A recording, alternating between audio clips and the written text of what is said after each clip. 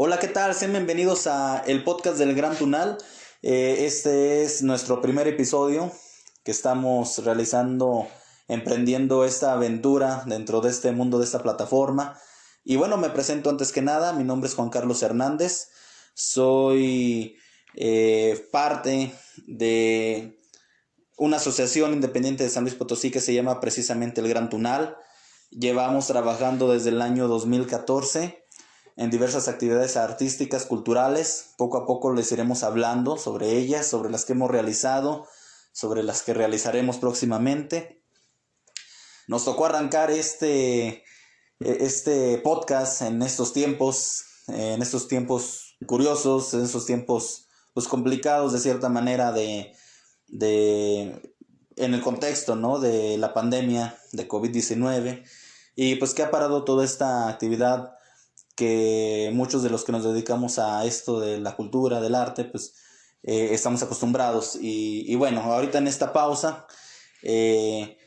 pues nos tocó arrancar esto, ¿no? Y vamos a ver qué tal nos va. La intención es que este podcast sea ameno, sea no con tanto protocolo. Voy a procurar no seguir un guión, un libreto, más bien como una plática entre compañeros, entre amigos, que podamos conocer muchas cosas interesantes y principalmente ahorita de cultura local, de historia, de tradición también.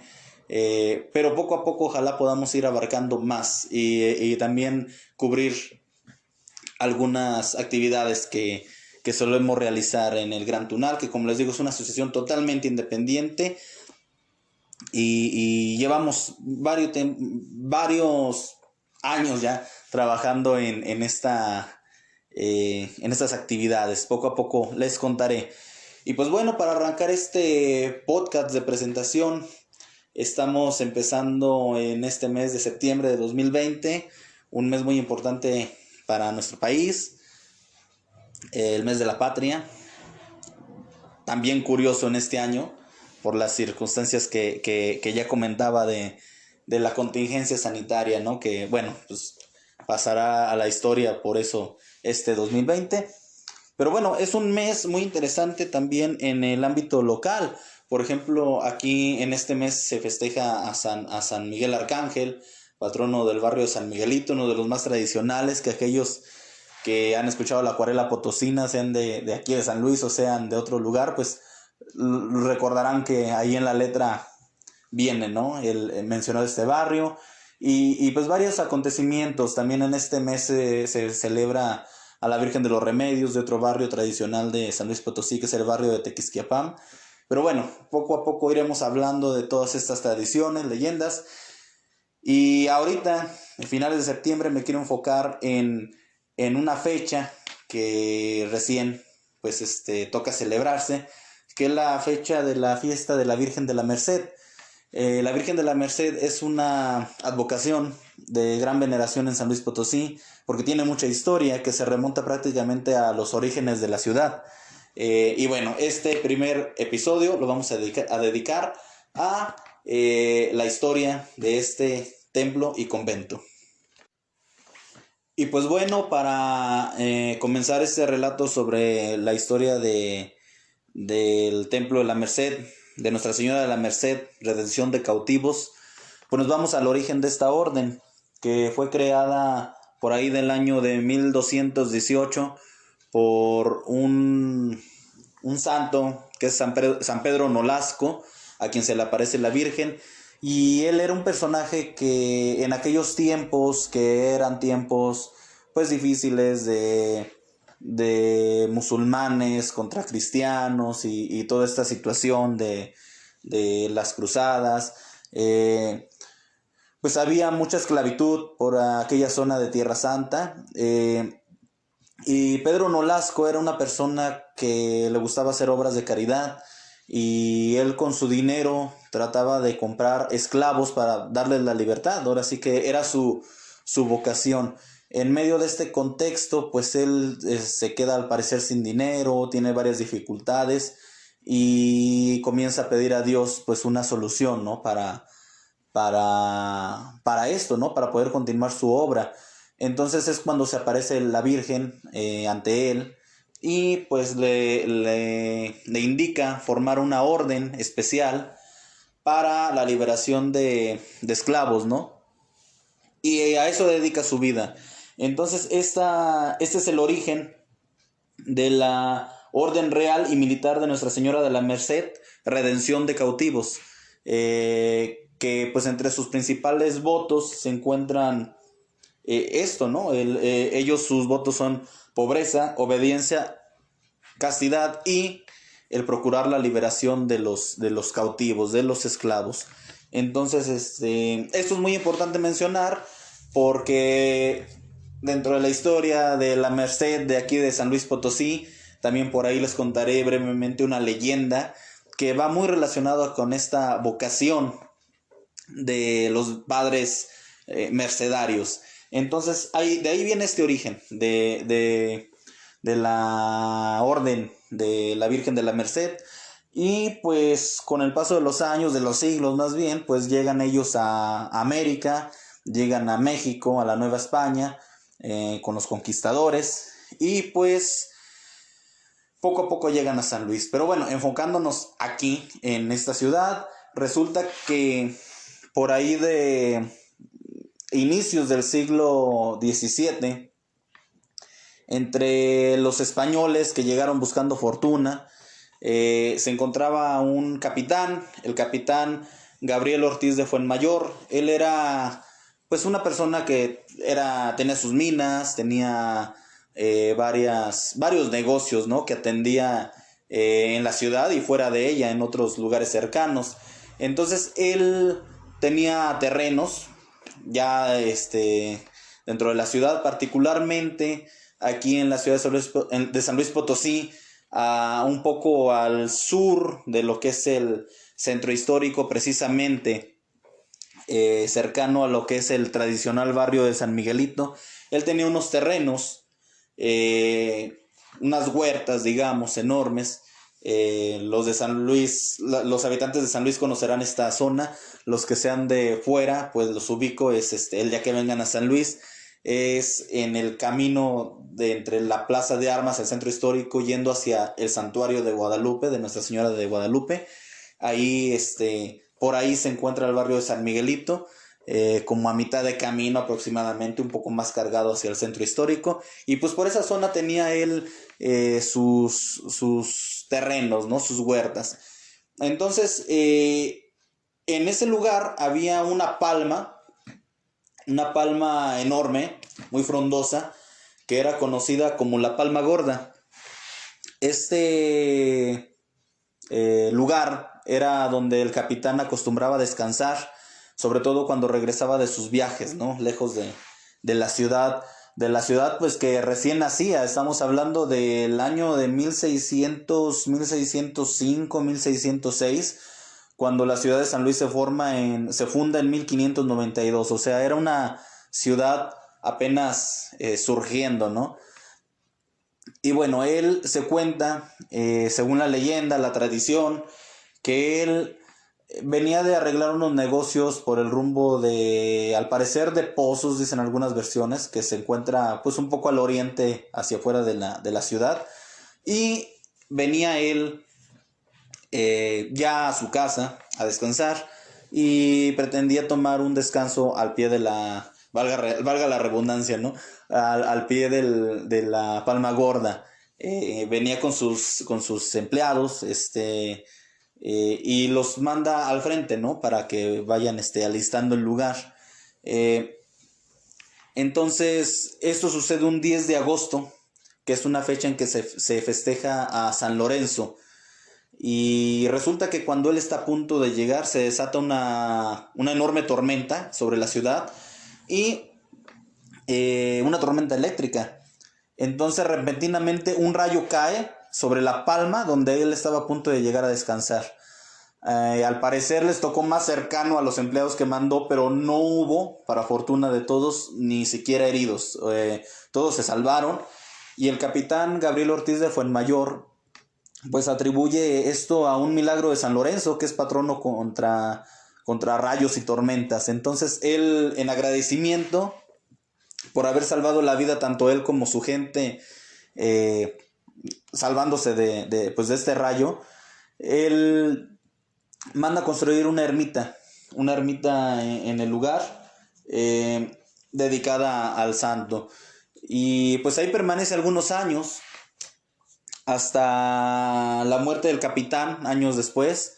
Su viuda queda pues como propietaria de todos estos lugares, todos estos terrenos.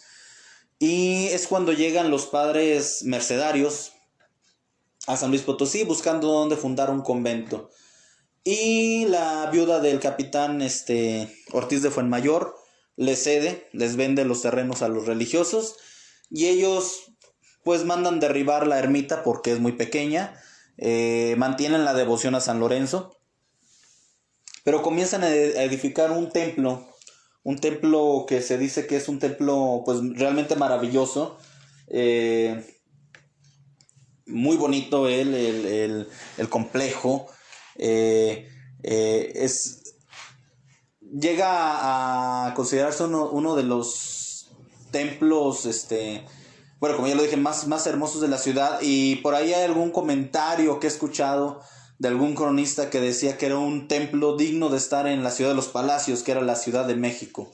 Entonces se funda este lugar y pues se llena de piezas valiosas de arte, bueno, piezas religiosas, imágenes religiosas que recibían culto, muchas de ellas barrocas.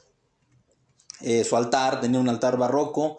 Poco a poco, como muchos templos, se dejó llevar por el auge del neoclásico y cambió, ¿no? Y fueron deformados. Eso también le pasó al Templo de la Merced. Y ellos pues cambiaron algunas obras de arte, pero igual de mucho valor en el neoclásico, ¿no? Las imágenes religiosas, sobre todo los altares. Y bueno, en este lugar lo más característico era una cúpula muy bonita, muy majestuosa, que para tener una referencia, el templo de San Francisco y el santuario de Guadalupe de aquí de la ciudad de San Luis Potosí poseen unas características similares. La cúpula, al parecer con azulejos, era enorme, era realmente muy pues majestuosa, ¿no? Esta construcción con su torre, su campanario, que tenía un remate en forma de corona real en la parte de arriba. Y bueno, esta obra arquitectónica permaneció en pie pues aproximadamente casi 2 siglos, pero pues caería víctima de la guerra de reforma, ¿no? Y bueno, antes de ir a la historia del final de este convento, quiero contar una leyenda, porque tiene leyendas muy fascinantes este lugar. Por ahí hay bueno, por ejemplo, hay unos barcos de cristal que se encuentran, son candiles, que se encuentran colgando de la cúpula precisamente de San Francisco y del santuario de Guadalupe, respectivamente. Son 2. Cuentan algunas gentes que eran 3, que uno se extravió, y hay varias leyendas en torno a esto, ¿no? Porque hay un relato que dice que fueron unos jóvenes marineros. Ya en algún momento contaré también esta leyenda. Unos jóvenes, más bien campesinos de San Luis Potosí, que se volvieron marineros, y en agradecimiento pues en la divinidad, ¿no? Por ayudarlos en su trabajo y en todo esto, en salir bien librados de problemas en alta mar, entregaron estos exvotos, ¿no? Pero bueno, una versión más apegada a la historia y no tanto a la leyenda, refieren que estos candiles pertenecían todos precisamente al Templo de la Merced. Fueran 3 o 2, pertenecieron a esta iglesia. Esa es una de los relatos. La otra es una que a mí me encanta, una leyenda contada por el cronista ya fallecido hace unos 20 años aproximadamente, que es el padre Rafael Montejano y Aguiñaga, quien se dedicó a recopilar mucha historia y leyenda de San Luis Potosí en sus libros del Viejo San Luis, Tradiciones, Leyendas y Sucedidos. Y él nos cuenta una historia que a mí siempre me ha llamado la atención, que es la de El Señor del Rescate, una imagen religiosa precisamente de este templo. Nos cuenta la leyenda que en el Real de Monte Caldera, que es una población cercana al Cerro de San Pedro, que es donde nace, pues, de alguna manera San Luis Potosí, al oriente de la capital, un cerro que pues lamentablemente ya no existe, existe aún el pueblo, y que es el símbolo, incluso escudo de armas del estado y de la ciudad. Pues en este lugar existió pues un dueño de minas llamado Juan de Chagoya. Y pues como muchos sabemos, en la época colonial,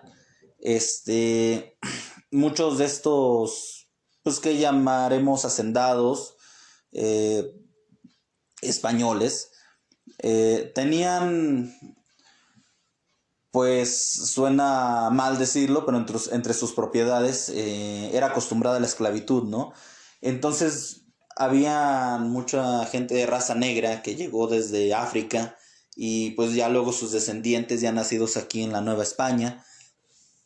Y pues entre ellos existía una mujer de nombre Catalina y su hijo, un niño llamado Diego, que eran pues esclavos de este Juan de Chagoya, quien lamentablemente fallece en 1736.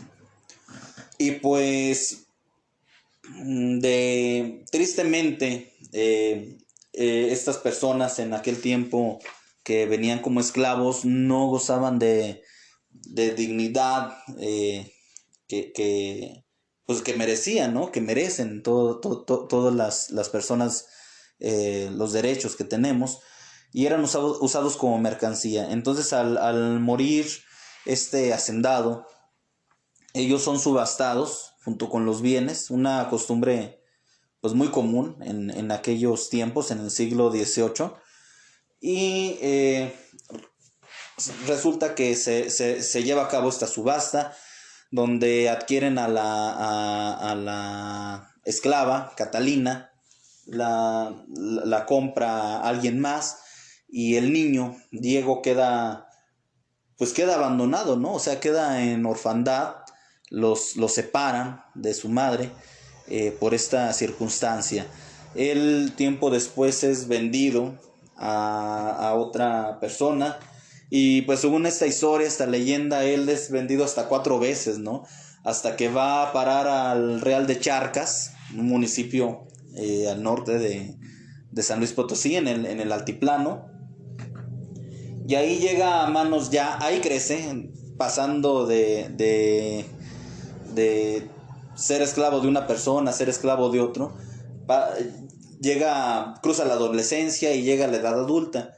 El último que lo adquiere como esclavo es un tal de Ulibarri, así lo menciona Montejano en la leyenda.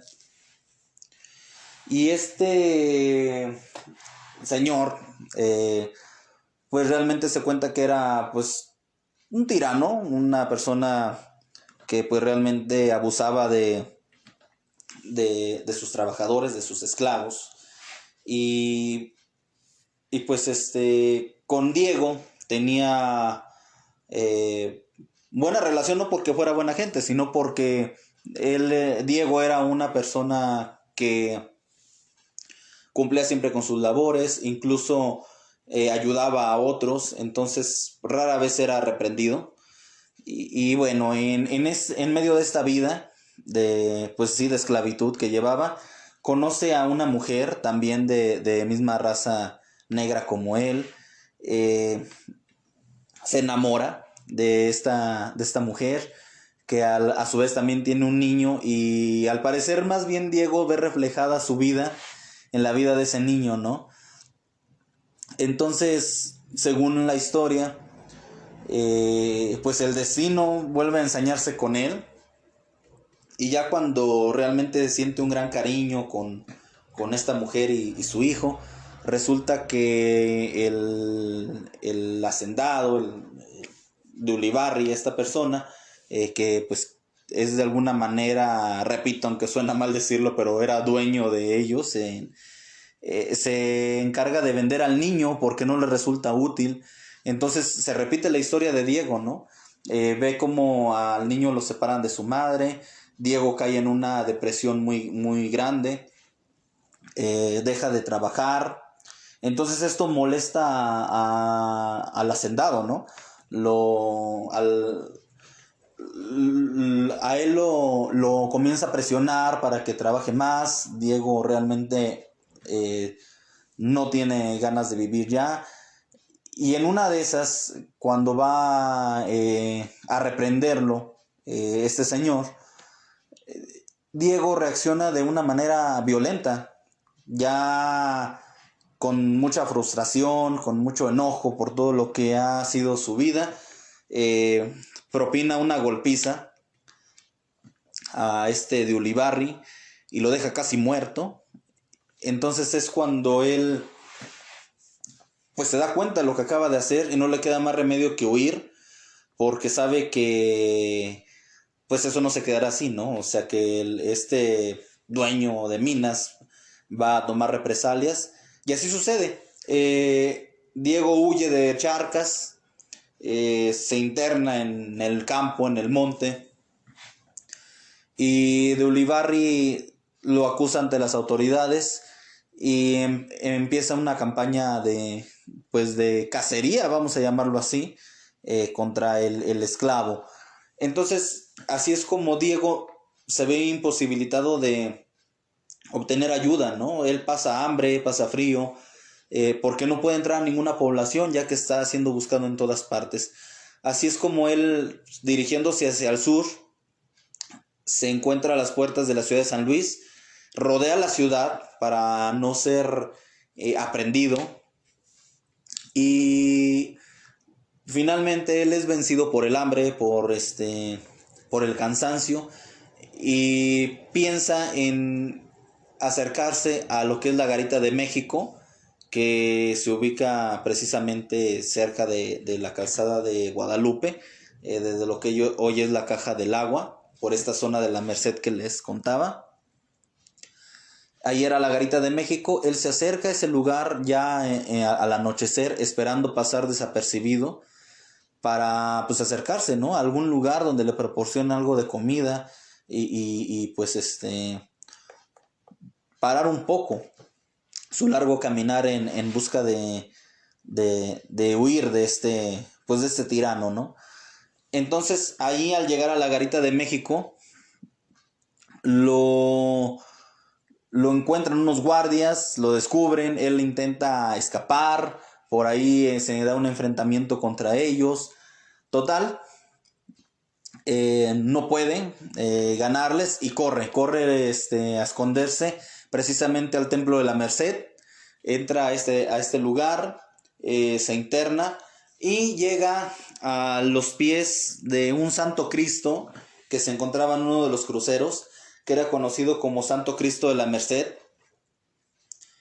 Y en este lugar llegan las autoridades, pero ante el alboroto que se hace, y salen todas las personas del barrio, los padres, y en ese momento pues impiden temporalmente que sea aprendido este esclavo, Diego, que se encontraba pues firmemente abrazado a los pies de esta imagen religiosa. La gente de la autoridad acuerda volver al otro día ya con más calma. Los padres les prometen pues que lo van a retener ahí para ver cómo queda la situación.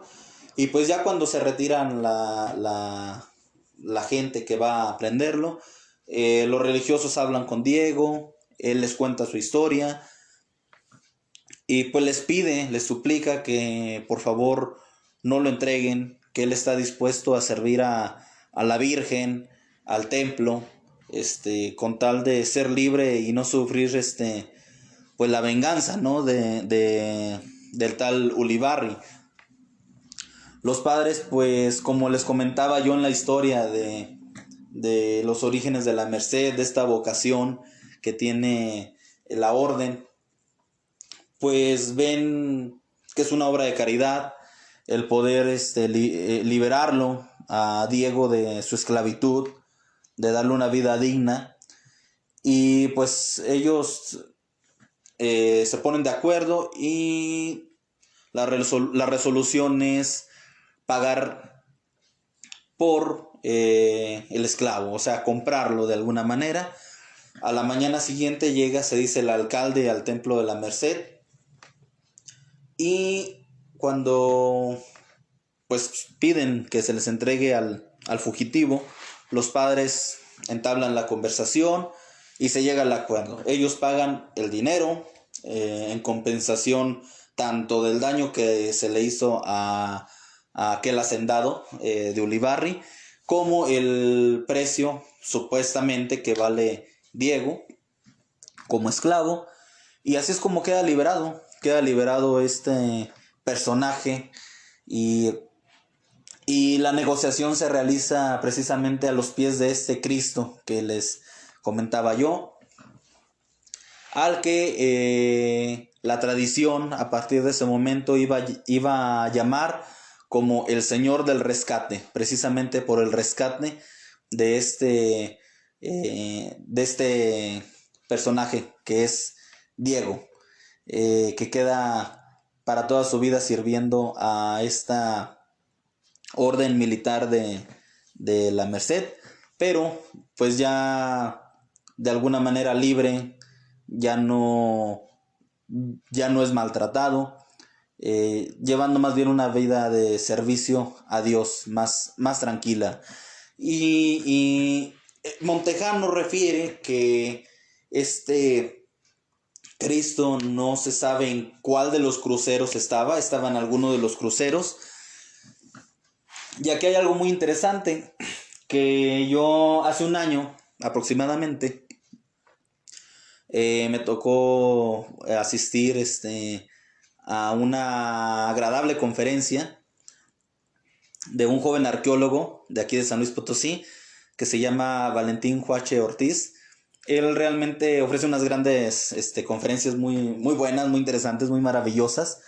Y muchos de estos datos también él los compartió en su conferencia. De hecho, él pues alimentó más, digamos, mi conocimiento y el de todas las personas que estábamos ahí sobre la historia, muchos datos que desconocía, y entre ellos le hice la pregunta precisamente de este Cristo, si había alguna noción, porque él presenta un plano en una de sus diapositivas en su presentación, donde viene cómo estaba distribuido los altares dentro del templo, cómo estaba el altar barroco, que fue el primero que hubo, después se cambió por uno neoclásico, y pues no menciona el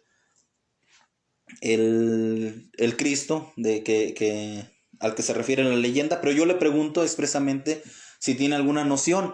Él me dice que al parecer sí.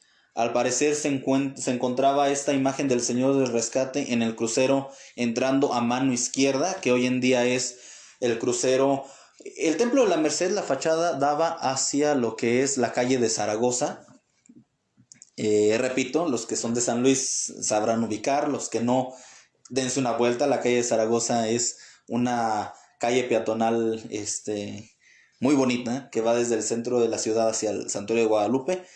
Entonces topaba la calle de Zaragoza en la fachada. Entonces, si ustedes entran a mano izquierda en el crucero, ahí estaba. Ahí, según los datos de Valentín Huache, estaba un retablo a San José y al Santo Ángel de la Guarda. Y en ese lugar, muy posiblemente, se encontraba la imagen del Señor del Rescate, que es el protagonista, al igual que Diego, de esta bonita leyenda de San Luis Potosí.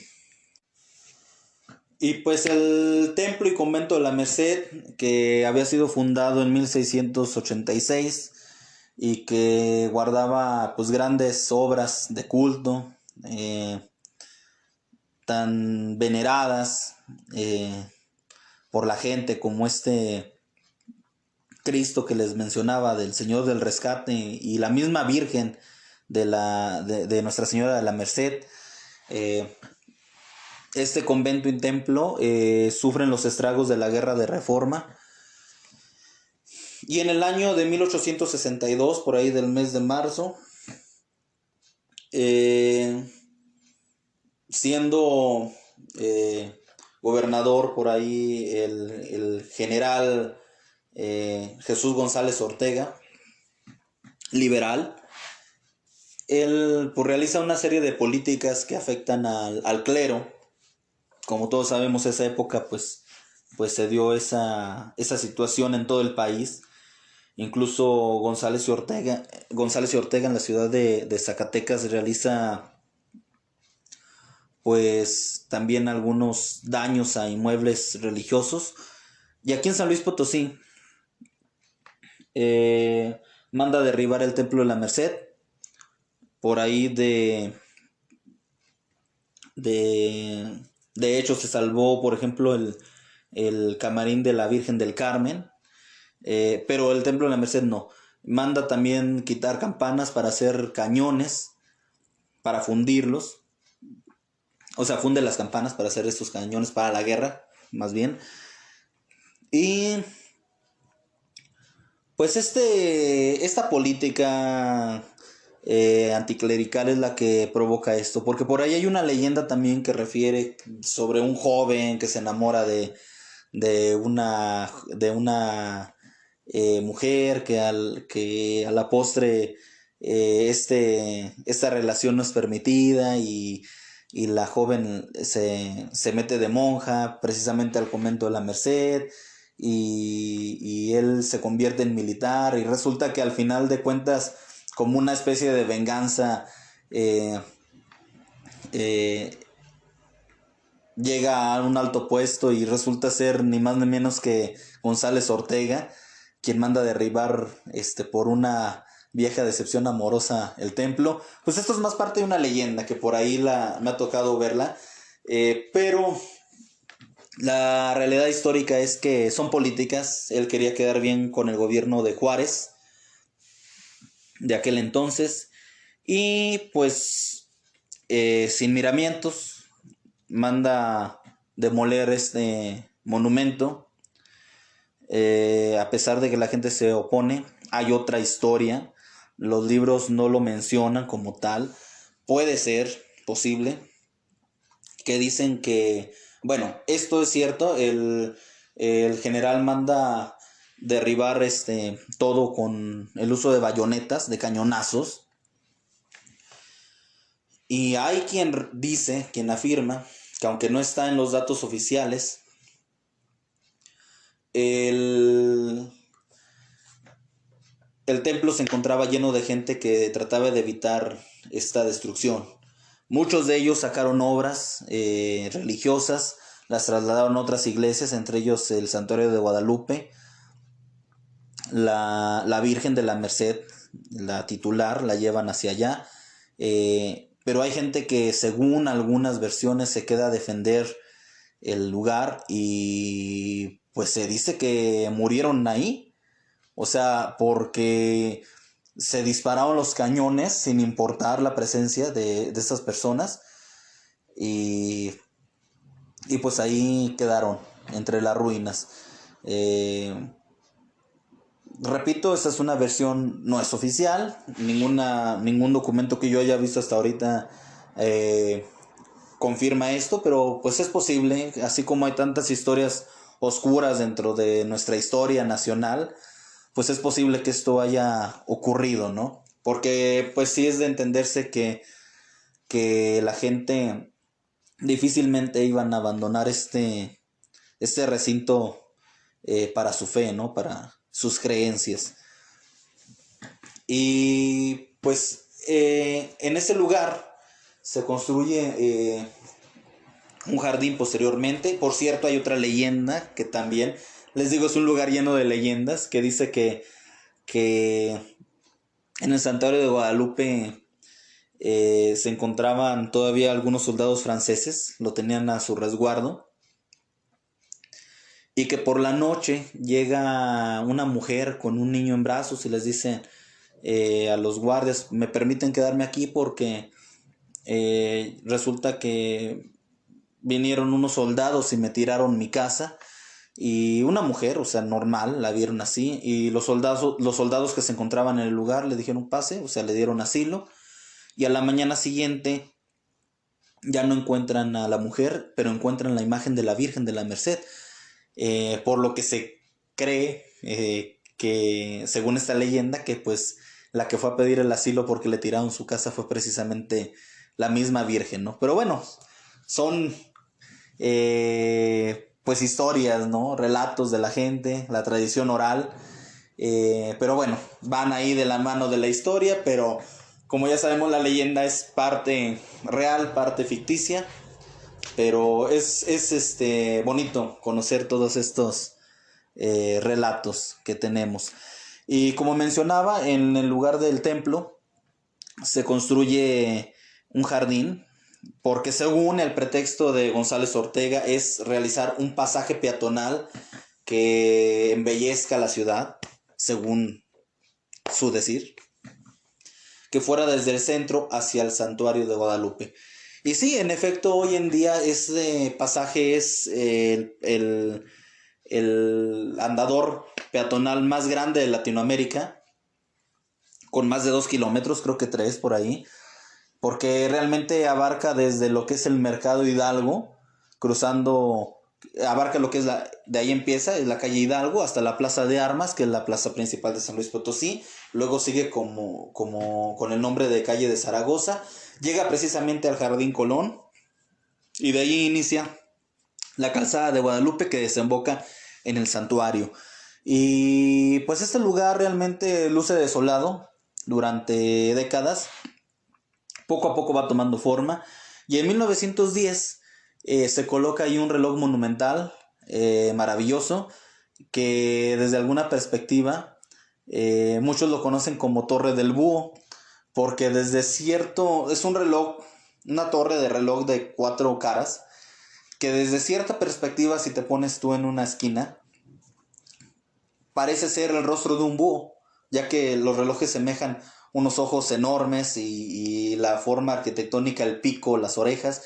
Entonces es un monumento muy bonito. Este es un regalo de la colonia española con motivo de los festejos por el centenario de la independencia de México.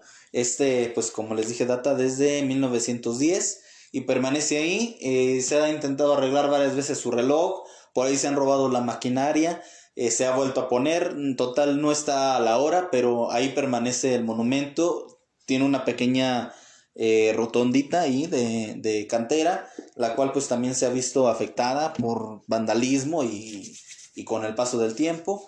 Pero bueno, es un lugar muy histórico de nuestra ciudad. Y en la parte donde se encontraba el convento, se encuentra desde 1948 un mercado que mucho tiempo se llamó Mercado Tangamanga. De hecho, hay unas letras ahí que todavía siguen llamándolo así. Pero por ahí del año, que si no mal recuerdo, 2015, tiene poco, se cambió el nombre por el tradicional Mercado de la Merced. Porque a este rumbo, pues como la tradición y la costumbre es terca, se le sigue llamando por ese nombre, ¿no?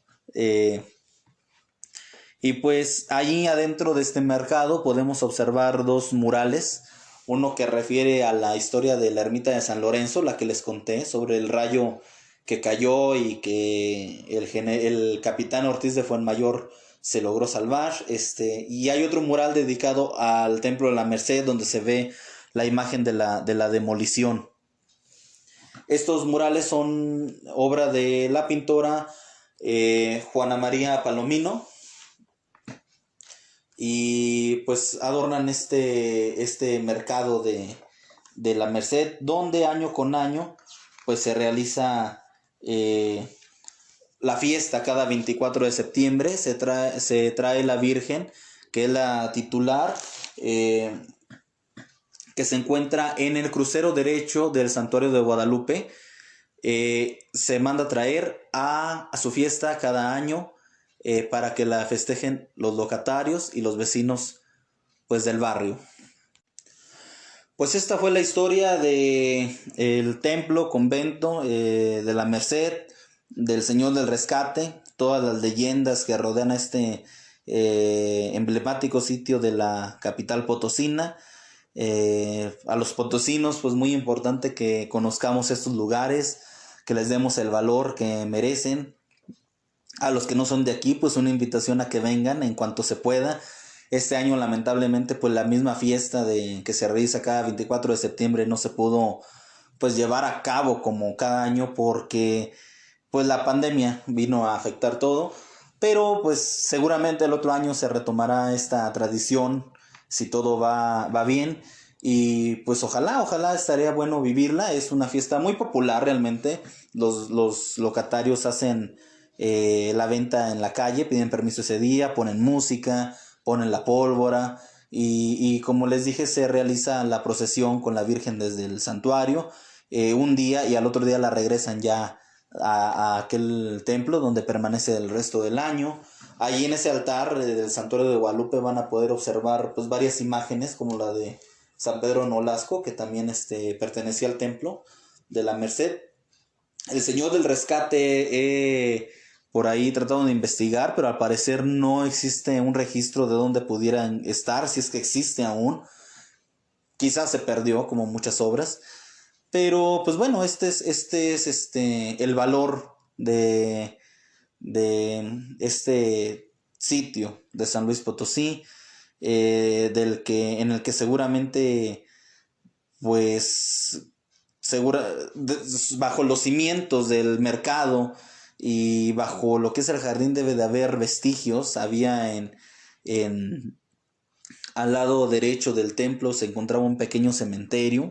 Hoy en día hay una escuela, siendo fiel a esas historias de que la escuela era un panteón, pues ahí sí había un panteón, aunque pequeño. Y pues bueno, esta es la historia, repito, de este templo, uno de los más bellos de San Luis Potosí, que lamentablemente ya no existen. Por ahí hay algunas litografías que podemos ver de este lugar y existe una fotografía, la única que hay. Por ahí ojalá pudieran verla y como les decía, los murales dentro del mercado. Y así llegamos al final de este episodio, de este podcast. A ver de qué más vamos a seguir hablando. Por ahí, ahora sí que una disculpa por la improvisación, pero yo creo que es mejor así. Una plática más amena, una conversación, ¿no? No quise ser tan, como les decía al inicio, tan protocolario, para pues que fluya, igual con errores, igual con aciertos, pero pues una plática aquí, una plática como es la esencia de la tradición oral, ¿no? Y así, de más cosas que hablemos, pues vamos a mantener esta dinámica. Poco a poco vamos viendo cómo enriquecemos este espacio. Los invitamos a seguir nuestras redes sociales. Estamos en Twitter, estamos en Instagram, en YouTube y principalmente en Facebook, que es donde más damos a conocer nuestras actividades. En todos lados nos van a ver con el nombre del Gran Tunal. Muchas gracias y hasta la próxima.